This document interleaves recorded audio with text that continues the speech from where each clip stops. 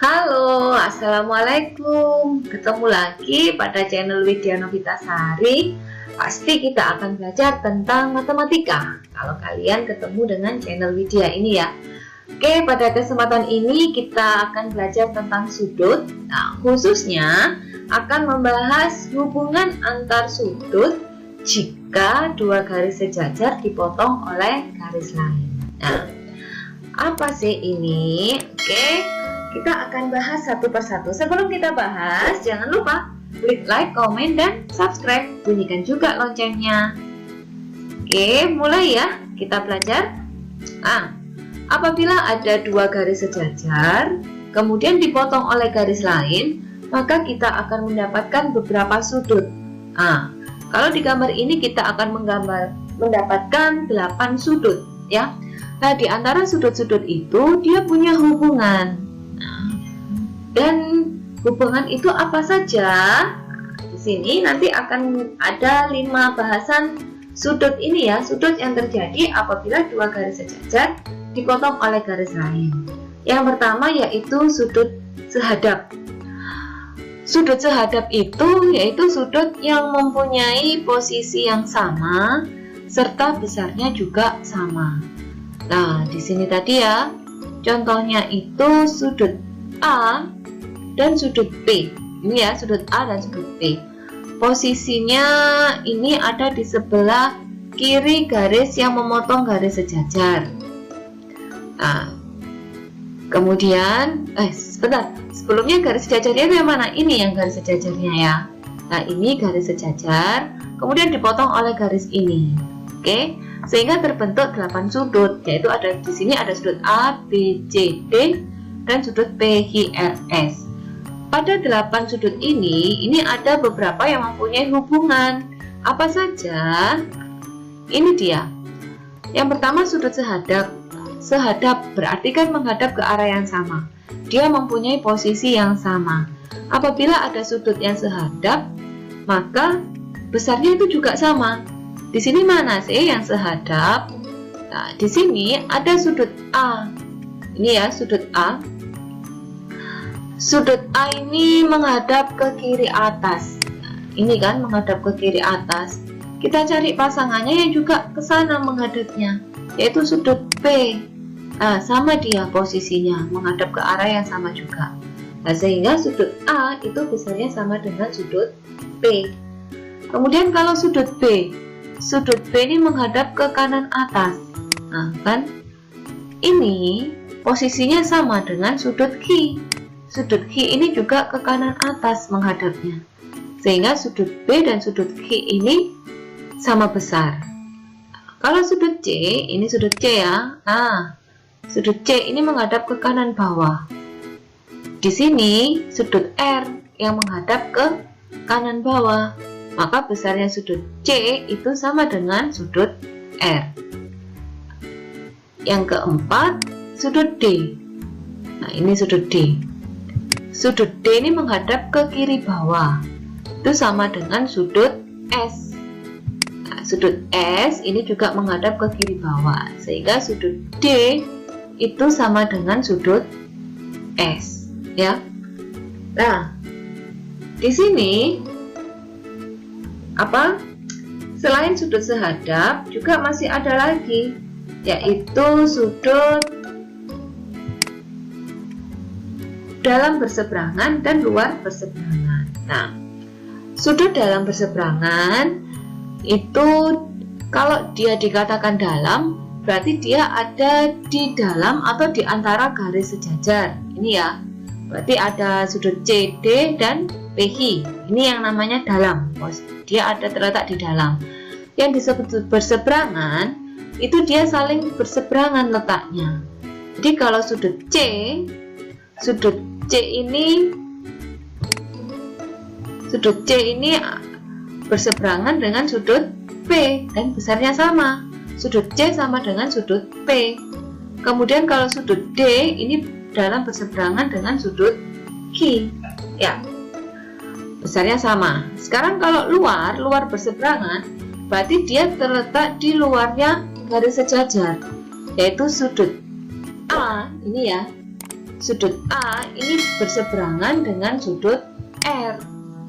Ini sudut A berseberangan dengan sudut R. Kalau sudut B itu berseberangan dengan sudut S. Nah, besarnya juga sama. Jadi sudut A itu sama dengan sudut R dan sudut B sama dengan sudut S. Hubungan yang lainnya lagi, ada sudut dalam sepihak dan luar sepihak. Ada lagi dalam dan luar. Sama. Yang dalam dan luar itu dia ada di dalamnya garis sejajar. Kalau luar itu dia ada di luarnya garis sejajar. Nah, sepihak. Nah, dia sepihak ini dari garis yang memotong garis sejajar tadi. Kalau sepihak itu artinya ada pada bagian yang sama, di kanannya atau di kirinya. Nah, kalau sepihak ini dia besarnya tidak sama, tapi kalau dijumlahkan itu sama dengan 180 derajat. Jadi di sini sudut C itu sepihak dalam dengan sudut Q. Jadi sudut C ditambah sudut Q itu sama dengan 180 derajat. Kalau ini sudut D itu dengan sudut P, dia ada di dalamnya garis sejajar dan berada pada bagian yang sama, ya. Nah, sehingga sudut D ditambah sudut P itu sama dengan 180 derajat. Sekarang luar sepihak, berarti kita perhatikan sudut-sudut yang ada di luarnya garis sejajar. Ada 4, ada A, B, dan SR. Nah, kemudian kita lihat yang di sebelah kanannya garis pemisah tadi ini, pemotong garis sejajar. Berarti kan B itu pasangannya dengan R. Nah, ini yang namanya luar sepihak. Sehingga sudut B ditambah sudut R itu sama dengan 180 derajat. Atau sudut A ditambah sudut S itu sama dengan 180 derajat. Nah, sekarang ke contoh soalnya. Ya, kita gunakan tadi rumus-rumusnya ya. Di sini ada garis K sejajar dengan garis L. Dia dipotong oleh garis M. Terbentuklah 8 sudut, ya ini diberi nama PQRS dan TUVW. Besarnya sudut P ini 125 derajat. Berapakah besar sudut P, sudut W, dan sudut V? Nah, kita kerjakan dari yang sudut T. Sudut T ini mempunyai posisi yang sama dengan sudut P, menghadap ke arah yang sama, yaitu ke kanan atas. Sehingga sudut T itu sama dengan sudut P, karena alasannya sudut sehadap. Sehingga besarnya sama, yaitu 125 derajat. Nah, kemudian sudut W. Sudut W dan sudut P ini punya hubungan apa? Punya hubungan sudut yang sepihak, ya, sudut sepihak. Jadi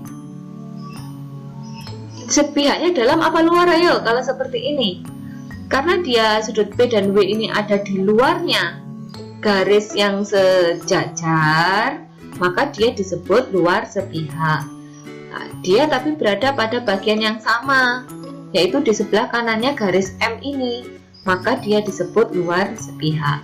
Sehingga sudut W ditambah sudut P itu sama dengan 180 derajat. Kita tahu sudut P tadi 125, jadi sudut W ditambah 125 itu sama dengan 180. Maka besarnya sudut W yaitu 180 dikurangi 125 yaitu 55. Oke, dua sudut kita jawab. Sekarang sudut V. Sudut V ini apa hubungannya? Sudut V itu sama dengan sudut P besarnya, karena dia sudut luar berseberangan. Sehingga tanpa kita hitung, kita lihat aja sudut P nya tadi 125, maka besarnya sudut V juga 125. Nah, ini ada lagi. Nah, ini dikombinasi lagi dengan bentuk aljabar ya. Ada sudut garis P dan garis Q ini sejajar, dipotong oleh garis R. Nah, sehingga ada terbentuk sudut A dan B. Nah, kita lihat A dan B ini berada di dalamnya garis sejajar. dan letaknya saling berseberangan, maka dia disebut sudut dalam berseberangan. Sudut dalam berseberangan itu besarnya sama. Jadi sudut A itu sama dengan besarnya sudut B. Sehingga 3x plus 20 itu sama dengan 5x min 10. Yang sejenis kita jadikan satu ruas. 3x dan 5x ini kan sejenis, maka 5x-nya saya pindah ke kiri. Jadi negatif 5x. Kemudian 20 sejenis dengan 10. 20 saya pindah, jadi negatif 20. Nah, kita hitung sekarang. 3x dikurangi 5x itu sama dengan negatif 2x. Negatif 10 dikurangi 20 yaitu negatif 30. Maka x-nya itu sama dengan negatif 30 dibagi negatif 2. Hasilnya positif 15. Nah, nggak saya tulis bentuk pembagiannya tadi ya. Negatif 30 dibagi negatif 2. Sama dengan 15. Belum selesai karena ditanyakan besar sudut A dan B. Besar sudut A itu 3x plus 20. Ketemu tadi x-nya ini 15, maka kita gantikan. Nah, 3 kali 15 yaitu 45 ditambah 20 sama dengan 65. Nah, sekarang besarnya sudut B berapa? Kita tadi tahu kalau sudut B itu dan A saling mempunyai hubungan sudut dalam berseberangan. Sehingga besar sudut B sama dengan besar sudut A, yaitu 65 derajat. Nah, kalau punya hubungan gini, tanpa menghitung karena sudah ada, maka bisa kita jawab langsung. Nah, sekarang contoh yang terakhir ini. Ini ada gambar dua garis, bukan dua garis ya, banyak ini. Kita lihat gambarnya, kita perhatikan. Besar sudut S ini 70 derajat. Berapakah besar sudut T? Kan? Apa hubungannya S dan T? Kita tidak tahu hubungannya apa. Yang ditanyakan T. Nah, kita buatlah garis bantuan. Ini ya, kita fokus yang di bawah. Kita perpanjang. Ini garis bantuan. Sehingga terbentuk ini saya beri nama sudut U. Nah, sudut U dan sudut S ini besarnya sama. Kenapa? Karena menghadap ke arah yang sama atau sudut sehadap. Sehingga besarnya U ini juga 70 derajat. Nah, sudut T dan sudut U punya hubungan apa? Nah, dia punya hubungan sepihak dalam atau dalam sepihak. Sehingga sudut T ditambah sudut U itu sama dengan 180 derajat. Jadi sudut T ditambah 70 itu sama dengan 180. Jadi sudut T itu sama dengan 180 dikurangi 70. Besarnya sudut T yaitu 110. Oke, demikian belajar kita mengenai sudut atau hubungan sudut yang terbentuk apabila dua garis sejajar dipotong oleh sebuah garis lain. Nah, pelajari lagi banyak latihan soal sehingga akan memudahkan kita mengerjakan soal-soal yang lain. Oke, sampai di sini kesempatan kita untuk belajar. Ketemu lagi pada pembahasan yang lain. Oke, jangan lupa klik like, komen, dan subscribe. Terima kasih. Wassalamualaikum warahmatullahi wabarakatuh.